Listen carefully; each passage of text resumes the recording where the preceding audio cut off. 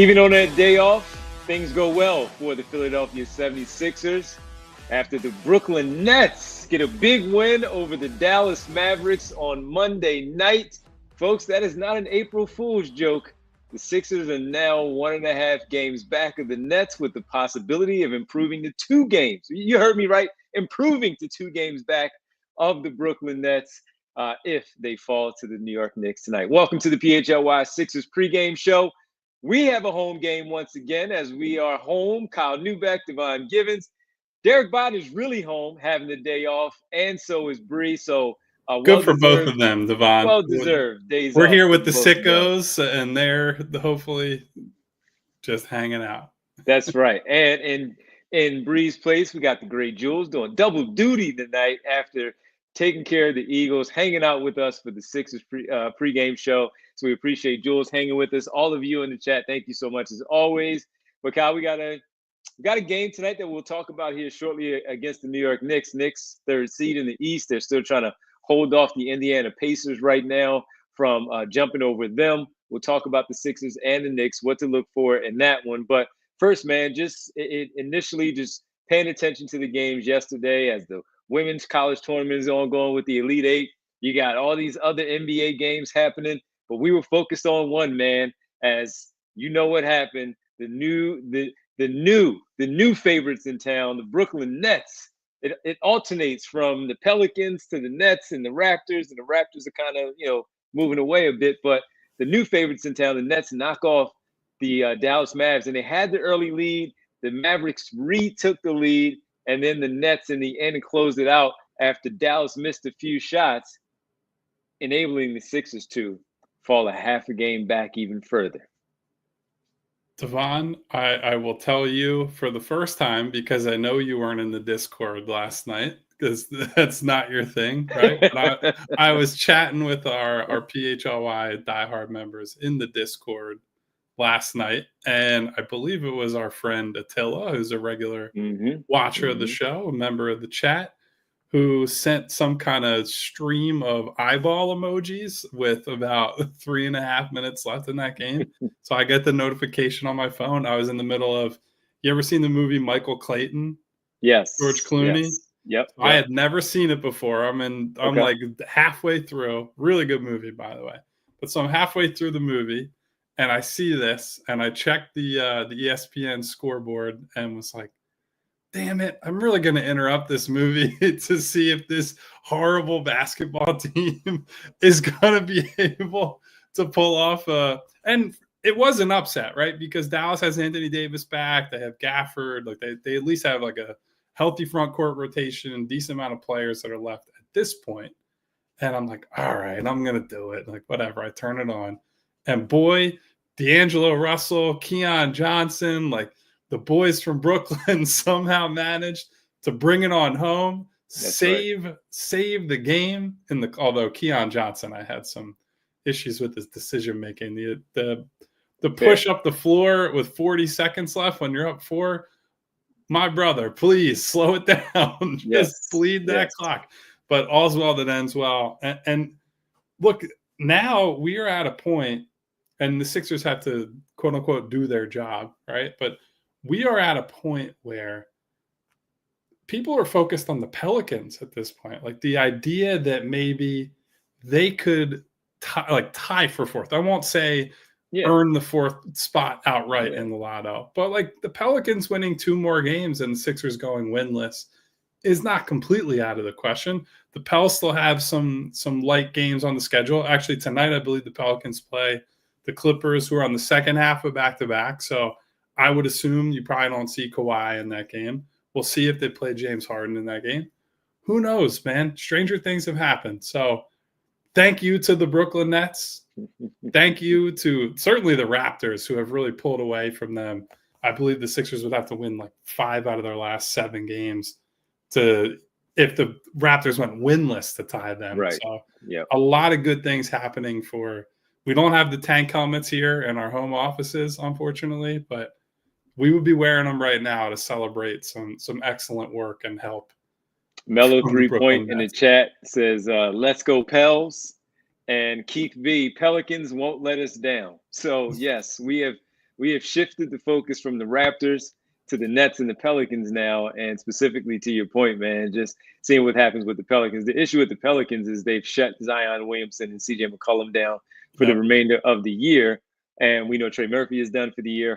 Herb Jones is also done for the year. But we've seen some stranger things happen, like playing against a team like the 76ers, where the other Pelicans, from Jose Alvarado, Yves Missi, and Kelly Olynyk, and those players, Jordan Hawkins, where they play a level up versus the opponent and knock them off. So let's see if, in fact, the Pelicans can help out the 76ers along the way as that happens. But yeah, man, last night I was out in an event, and I was looking at the bottom line on the TV, and I saw that I was monitoring it that way, where the Nets and the Mavs, and I'm like, man, it's not going to happen. The Mavs are pulling away. As you said, Anthony Davis is back. No way. There's no way. There was a way. When there's a will, there's a way, and they made it happen. And look, we shouldn't be as thrilled as we are, but this is where they have put us this season, where we all know where we've been the last couple of months, and the focus has shifted considerably for this Philadelphia 76ers. So just a big game for the Nets, and we've gone over their schedules, and maybe we'll do so in the post game and just kind of looking and updating everybody once again as to where these teams really are at this stage of the season. But that was a big win. That was huge. With 7 games remaining for the Sixers, tonight they're facing the Knicks, taking on the Knicks team that is, as I said at the very top, 3rd seed, holding off the Indiana Pacers right now. They can't catch Boston or Cleveland, so it's all about staying in that top 3 instead of dropping down to 4. That's their goal. So they're not going to take the Sixers lightly tonight. They're going to come out there and give their best effort. So to your point of having to win 5 of 7 and trying to catch the Raptors, and the Raptors losing on their end, it ain't happening tonight, because they're taking on this Knicks team that is focused on, once again, staying in that top 3, understanding where things are and seeding purposes once they first round, and then certainly in the second round. Yeah, and also there is an enormous talent gap between the two teams, obviously, that we've seen some teams lately where I think the Indiana game was probably a good example of the Pacers did not take them very seriously for maybe the first 2.5 quarters. And we're looking around, sitting there going, uh-oh, are they going to steal one of these? And this will go down in the books as, man, if they lose that pick, because it'll be because of a game like this or a game like that Warriors game. But Pascal Siakam ends up turning it on. So, like, I wouldn't be shocked to see the Knicks come out and maybe slow play it a little bit. Like, but you know, Devon, because you have some ties to the team, but also the average basketball observer would look at it and say, Thibodeau teams are not teams that generally are like we play passively, or we're playing down to opponents or whatever. Like, they're playing defense, they're playing hard, and like, if you get stops against the Sixers team, which is not exactly a hard thing to do, right? They have shown you, no matter who the personnel is, whether it was early season, late season, these new guys, the vets, the stars, the bench players, their transition defense is just terrible. And so every team in the league, even if you're not a run and gun, fast-paced team, is equipped to put this team away fairly early. And right now, the only thing that there are a couple of main variables that we have to consider. One is the Quentin Grimes factor, right? Like, Quentin Grimes is the biggest swing player in either direction. There are some of these games he just is unguardable, might score 30, might score 40 even. Some of these games, playmaker as the lead guard, playing good defense, setting the tone there. And like, on some possessions, or back-to-back possessions, it's really both right on top of one another, right? He creates the turnover, and then he just goes coast to coast and scores. And he's had some moments where it's like a 6 or 8 point run where it's all him on both sides of the floor. So him being available and playing is always a big thing. Tonight, it looks like Kyle Lowry, Devon, is going to return for, I had it pulled up. I forgot, though. His last game played was February 9th. It is April 1st. That is a long time without playing. We never really got a formal update or like, hey, here it was just he had a hip issue and they just it lingered. We talked a little before the show, Devon. My suspicion is like he wants to at least, if this could be it for him, we don't know. I would assume he doesn't want this to be his final season. He's a competitor and the season went completely off the rails. But he doesn't know that, right? He doesn't know if an opportunity will be there for him next year. So I respect the fact that he's willing to and wants to come back this late in the season, whether if that's to try to help them win or if it's just I want to go out on the floor and get some reps in and enjoy the end of this year for my own personal reasons. I can certainly respect that. But that's a variable, right? Because they've been going, Jalen Hood-Schifino at point guard. They've been throwing any number of guys out there. Jeff Doughton is down to 2 playable days left on his two-way. So for whatever Lowry's issues are, it does seem like they might have a competent backup point guard tonight. We'll say that. Yeah, and having them almost 2 months off, he's not going to come in and save the game for them, I don't think, after having all that time off. Added minutes potentially based on how things go tonight. With this group being down Jeff Doughton, having Hood-Schifino and Quentin Grimes and Jared Butler having a lot of the bulk of the offense and running things, it will be, to your point, interesting to see Kyle Lowry out there after all this time off. He's been in the league a long time, so he knows how to come back from an injury and just get right back at it. But the lifting is a little bit different than I'm sure what he expected, knowing that he was coming into the season, re-signing with the Sixers, thinking they were going to be a playoff team and maybe even a championship contender. And now here he is just wanting to go out on his own terms of logging some final minutes for the 76ers with the unknown of what his future might look like as a player next season. So, yeah, it's going to be interesting to see it. Looking at the injury report, only 7 Sixers down tonight. Opposed to the 10. Only 7. Only half the roster. Opposed to the 9 and 10 that we're accustomed to seeing, including Kyle Lowry being a part of it. This is going to be a tough one for them tonight to go out there and do that. And you're right, Grimes, as we know, can go off at any moment for 30 or 40 points. High 20s if they play well enough, if they shoot the lights out. Once again, that we've seen them do for a few times against Houston, against Dallas, and giving themselves a chance to win those games where they're in it, and we see at the end that maybe they can't hold up enough. But if he has one of those nights, he's going against one of his former teams. Maybe that's some added motivation once again because he has been playing well, and he goes out there in New York where he likes the spotlight and does this thing. But just looking at the last few games for him and them, even he has had some quiet ones. And I know we'll get to our my Bet365 picks a little bit later, but one of the locks for me as of late is I can look at what his numbers have been, how he has played, and say, this 23.5 is a little light. I bet the 23.5 as an over, and you think he finished like 15, just because at some point he's going to hit a wall, right? And he hit a wall. He had one of those nights where he hit a little bit of a wall after a great month of March, where he probably should get some, at least a vote or two for Player of the Week in 1 week, and certainly maybe for Player of the Month, just because of how well he played. So, yeah, he can absolutely go off. Having Kyle Lowry back, giving him a little bit extra juice. The coaching that you're going to get from him on the floor, that's something, Kyle, that we haven't seen a lot outside of Grimes being out there, maybe a little bit of Yabusele. There's so many young players that we've talked about. They're about to have an adult on the floor, an added adult on the floor with so many of these young players, and doing so against once again a Knicks team that's a team that's trying to get to the Eastern Conference Finals, the NBA Finals, and make some noise. So Kyle Lowry is going to have them guys coached up when he is out there, that extension of Nick Nurse like he's always been.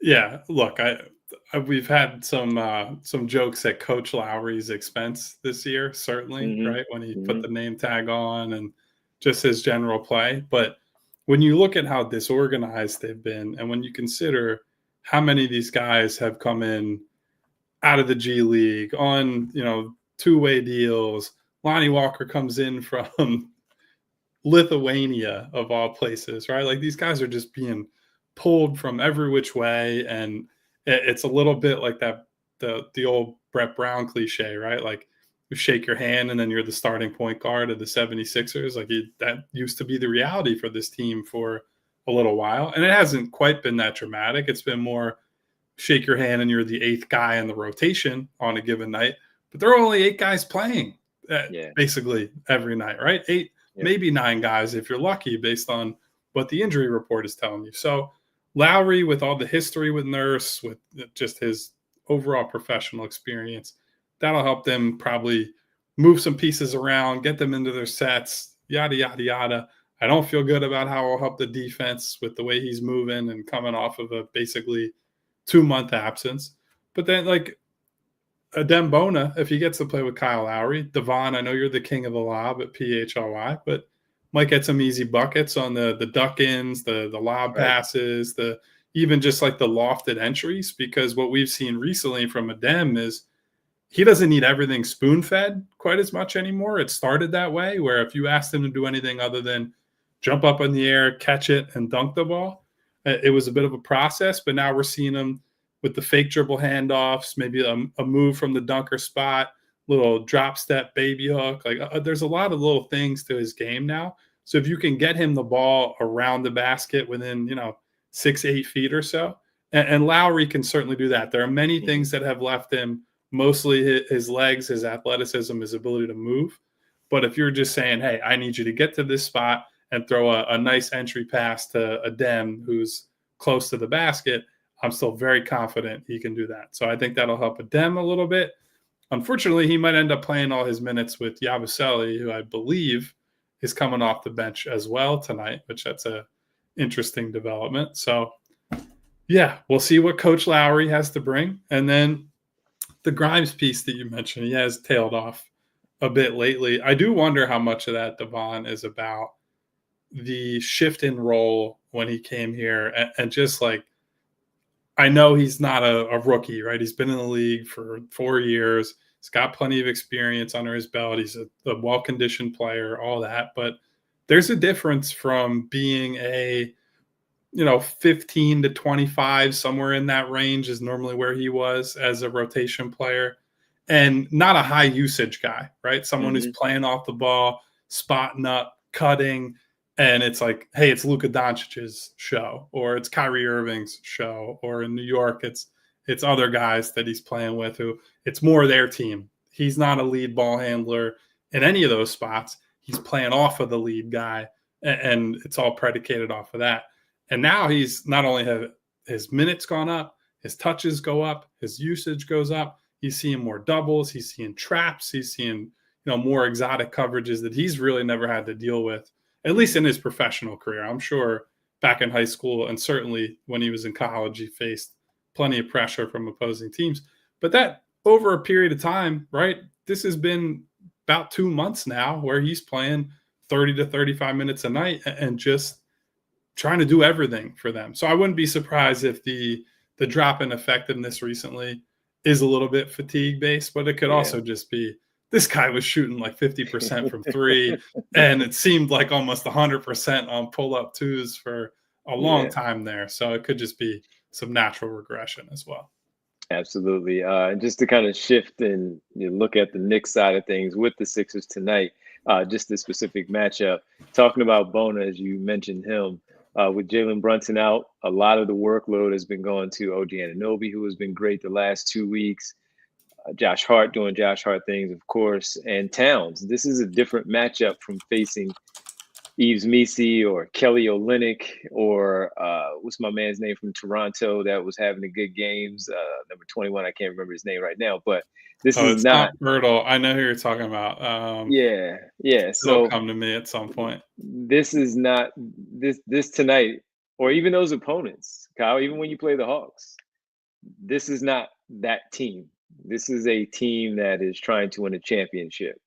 So when you look at Bona tonight against Towns, this is one he has to really stay under control. We've seen all that growth from game 1 to where we are right now with 7 games remaining, where we're looking at him at game number 75 and saying, we've seen your improvement.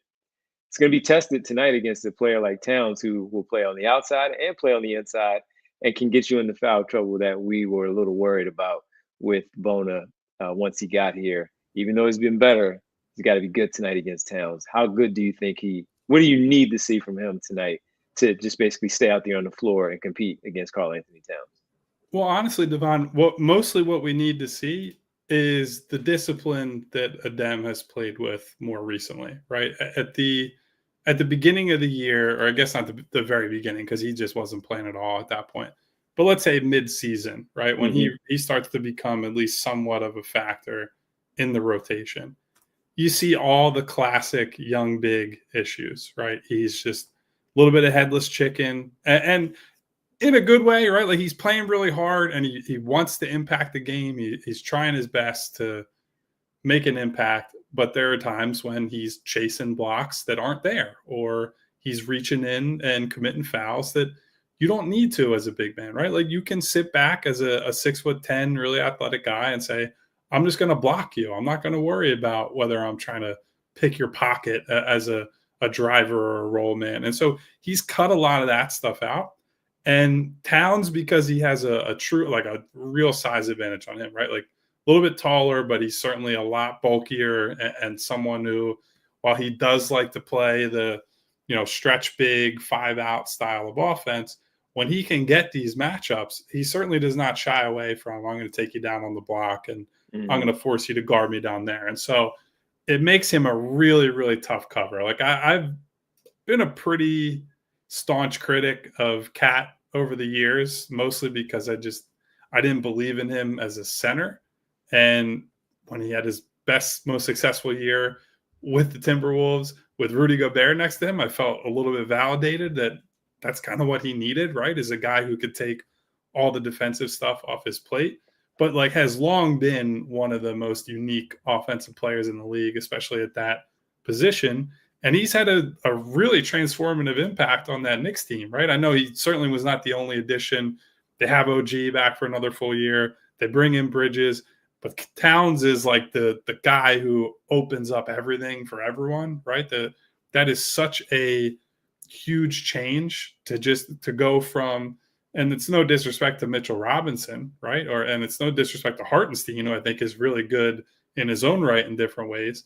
But when you can drag the opposing team's big man out of the paint every single night, it just gets so hard to defend people one-on-one for 48 minutes, especially with how skilled guys are these days. So I think Adem has his hands full, and he's just got to make sure that keep your hands back. He certainly has the speed to move with him, right? That is one thing you feel good about. He will be able to get out to Cat and then recover and get toward the rim.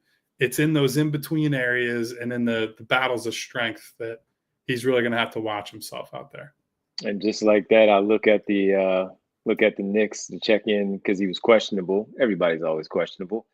Now he's out. Mitchell Robinson gets the start against Adem Bona. Perfect. So all that time on nothing. I should have checked it right before we got on. I was more focused on the Sixers' 52nd record-breaking starting lineup, which we're about to talk about. Yeah. So at least for the Knicks starters, to your point, Mitchell Robinson will be in the starting lineup with the rest of the guys for the New York Knicks tonight. So I'll amend all that to say, obviously Mitchell Robinson is not going to drag him away from the paint, but Mitchell Robinson is a big, athletic guy who is similar to Bona, but a bigger version. He is a force on the glass, someone that, he can turn one possession into 2 or 3 different shots if you give him the opportunity. And those are spots where you can pick up cheap fouls, right? Like where I think Adem's going to have to be careful because first priority, out rebound the guy. And that's going to be second priority. If he does come down with one, you can't be slapping down and picking up silly fouls on the extra possessions like that. That will be a challenge. And so maybe it works out better for him than going up against Cat, but definitely a little bit of a challenge for him and someone he can't take lightly. Yeah. So new starting lineup there for the New York Knicks tonight. And let's get to the new starting lineup because you just teased it, Kyle, for your Philadelphia 76ers, the record-breaking 52nd starting lineup of the season for the Philadelphia 76ers. Let's see what we have here. Let us know what the starting lineup is there, Kyle. We have tonight for your 76ers, Justin Edwards, Ricky Council, Adem Bona, Lonnie Walker, Quentin Grimes. Wow. So that's the 52nd. Wow. That's the 52nd starting. No point guard. Quentin Grimes will be running the point for the 76ers tonight. Lonnie Walker, who did have a good game the last time out. And you're looking at a situation here with Quentin Grimes, who's had the ball in his hands quite a bit. 2 scoring guards in the backcourt. Nick Nurse has talked a lot about getting a chance to see Grimes in a different role with the ball in his hands a lot more, running the offense, initiating things. So very curious to see how that goes. And the up and down nature, of course, of Ricky Council IV running up and down the floor in the guard and trying to keep up with the Josh Hart fast-paced game. A little more under control Josh Hart is than Ricky, but we'll see how that one goes. So the Sixers break the record previously held by the Memphis Grizzlies.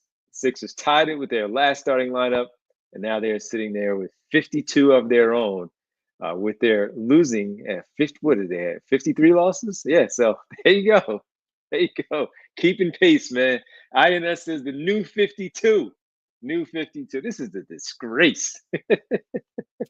The fact that they have turned us into people who have to root for losses and pay attention to the Brooklyn Nets, who, by the way, their whole season has been predicated around tanking for a draft pick, right? They've been selling off guys like hotcakes all season. Dennis Schroeder, you helped us win.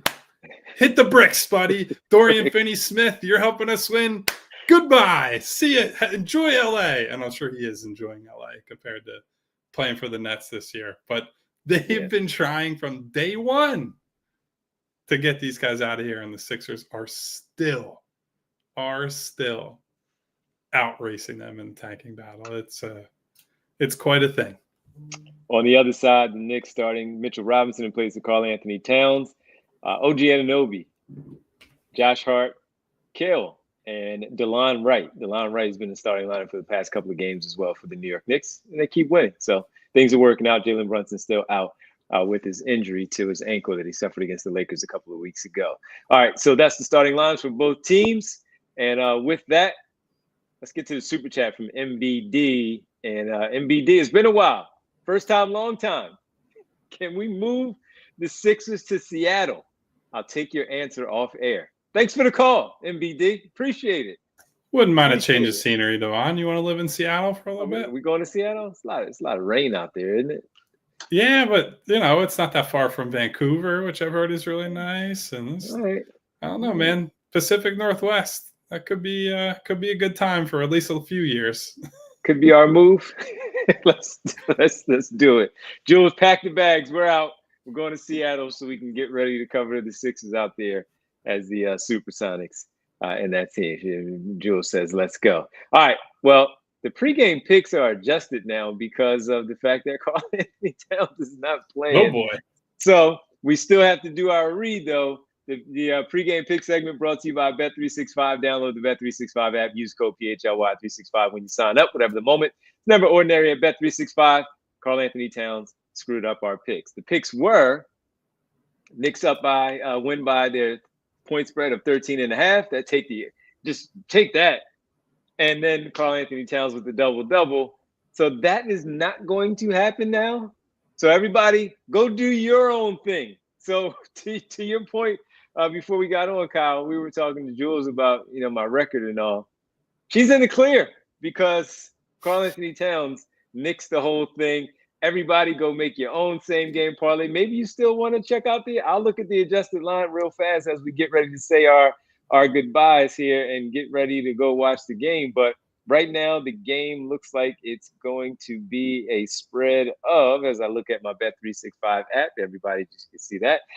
It is 13. So it's not 13.5 any longer. It's 13. So wow. Half-point swing in the Sixers direction. Look at that. Just take the 13 for the Knicks and move on. Again, our pregame pick segment brought to you by Bet365. Download the Bet365 app. Use code PHLY365 when you sign up, whatever the moment. It's never ordinary at Bet365. Must be 21 plus and physically located in Pennsylvania. If you or someone you know has a gambling problem and wants help, call 1-800-GAMBLER. All right, that'll do it for us here on the pregame show presented by Bet365. Kyle and I will be back.